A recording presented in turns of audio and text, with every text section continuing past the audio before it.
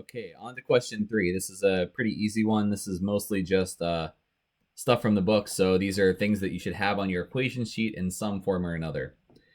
So we're looking here to see just matching the principles of information security with the violation scenario. So if an attacker observes a plain text username and password, that is a violation of confidentiality, right? Because we are seeing something that we are not supposed to see. They were able to observe something. That's generally observation is a violation of confidentiality.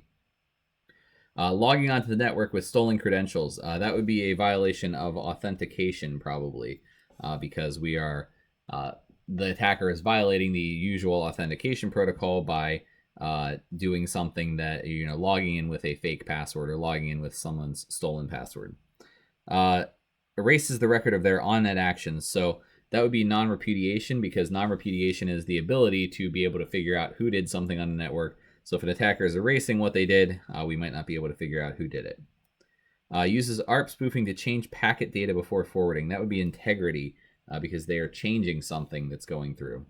And using a denial of service to prevent all users access, that would be availability, because denial of service is making something unavailable. Okay, so again, this is just definitions and sort of being able to read through it, figure out what we're asking for. So let's move on to question 4 here. Question 4, match each of the terms on the right with the associated layer. Label using the layer number, each layer being used more than once or not at all. So I'm just going to do these column by column. So for devices, a hub, by definition, is a physical device. So it just sort of repeats things over a wire, because it's just repeating something over a physical wire. It's not looking at any sort of intelligent data like who it's supposed to go to. It's just literally repeating it electrically. So that's a physical layer device.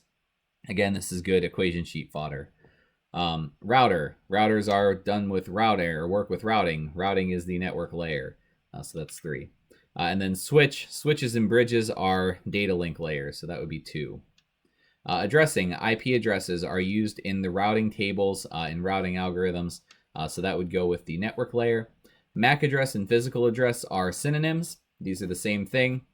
So that should both go with frames in the data link layer. If we remember the definition of a frame is the packet, or the frame is the type of data being sent at the data link layer.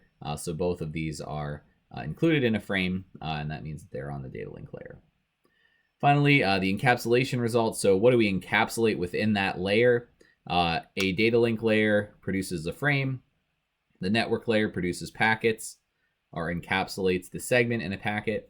And the segment encapsulates a message that happens at the transport layer.